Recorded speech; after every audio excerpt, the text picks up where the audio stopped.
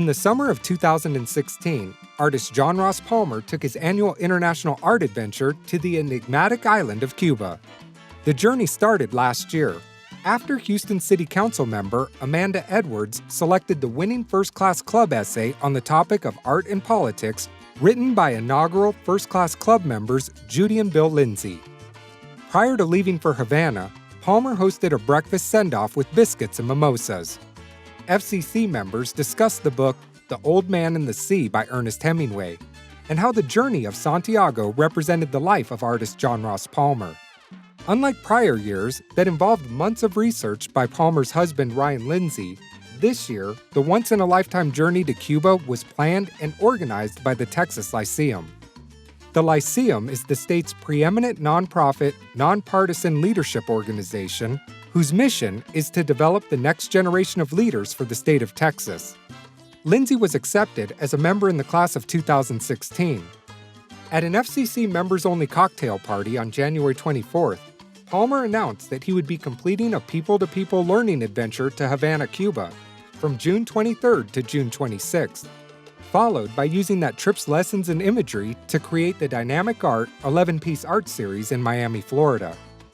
Differing from prior series that were inspired by racing to locations, religion, freedom, luxury, or volunteering, Havana 2016 focuses on visiting the long-forbidden and mysterious island of Cuba. In this critical time of increased diplomacy and efforts towards normalization, it was an opportune time for Palmer to visit Cuba before the much-anticipated mass commercialization of the island. This was the second time in history that President Obama did his due diligence toward the destination and set everything in place almost immediately before Palmer's arrival. With almost 100 Lyceum directors, alumni, and guests on the trip, for touring purposes, the group was divided into 3 groups. As members of the Cohiba group, Palmer and Lindsay enjoyed a non-stop, action-packed adventure. They dined in private homes called paladars, took a ride in a classic car, and marveled at the history and beauty of Hemingway's Cuban home. Prior to leaving for Cuba, Palmer and Lindsay heard the other side of the story from former U.S. Ambassador to Venezuela, Otto Reich. He gave history on the communist regime and his belief that President Obama's form of diplomacy was misplaced.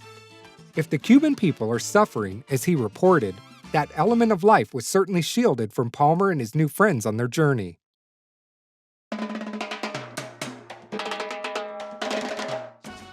Everyone stayed at the gorgeous Melia Cohiba Hotel, enjoyed a private reception at the famed Hotel Nacional de Cuba, and a 5-star dinner at Café del Oriente. Palmer would like to thank the trip's organizers for planning the journey of a lifetime. Thank you to the Texas Lyceum, and in particular, the weekend co-chairs, Jay Carnes, Roy Naito, and Megan Woodburn. Thank you also to Great Time Tours Limited and its president and tourism expert, Miriam Levinson. Palmer's latest international series is vibrant. It captures the present, gives glimpses of the past, and shows hope for the future.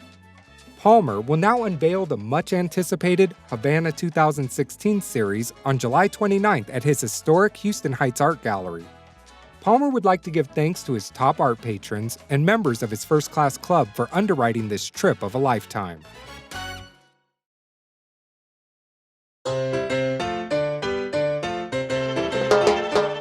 Dr. J.P. Anderson and Alfreda Tijerina.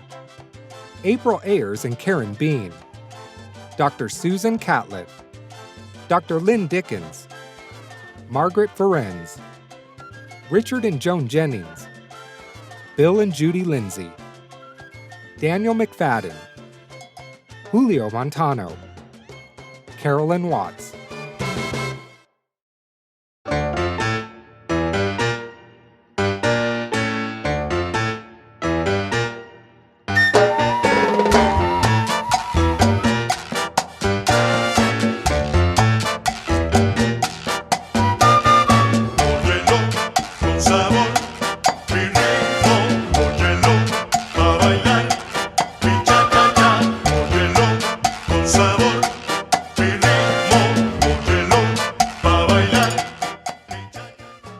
Membership in the Texas Lyceum is a tremendous honor.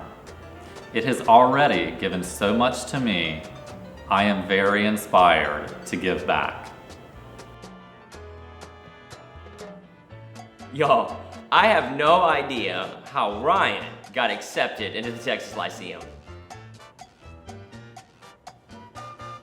I didn't smoke one cigar, and I didn't have one drink of rum, but I still managed to look absolutely amazing.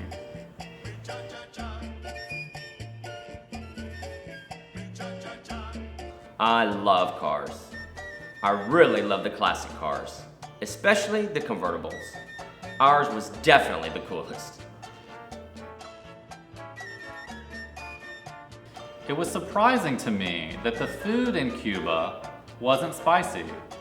But of course, the most exciting part of meals was the company and the conversation.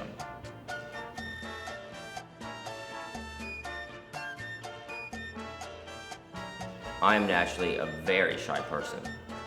I don't like to be the center of attention, and it's very difficult for me to make friends.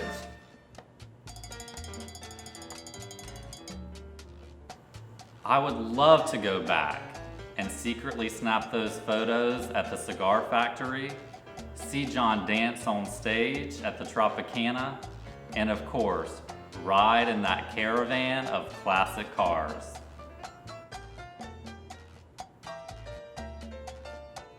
The art series, Havana 2016.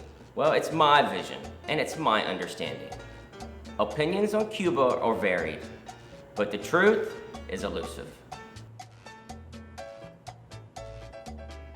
Havana 2016 tells a story.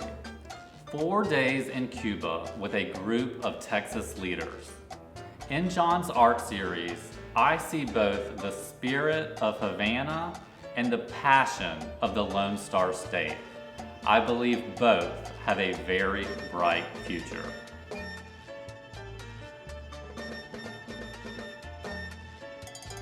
Collectors should acquire Havana 2016 because it's rare, it's forbidden, much like the storied island of Cuba itself.